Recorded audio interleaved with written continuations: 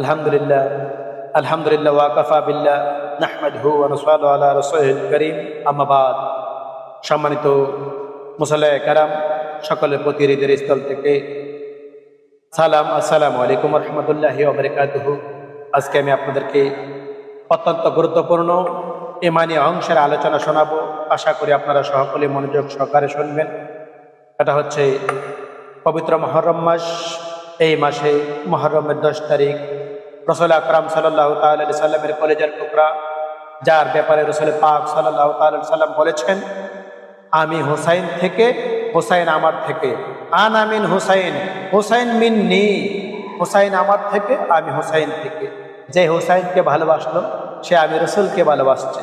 যে ইমাম হুসাইনকে কষ্ট দিল সে যেন আমি রাসূলকে কষ্ট দিল। আর আমার আল্লাহ পাক রব্বুল আলামিন বলেন, কুল ইন কুনতুম তুহিব্বুনাল্লাহ ফাত্তাবিউনি ইউহিব্বুকুমুল্লাহ।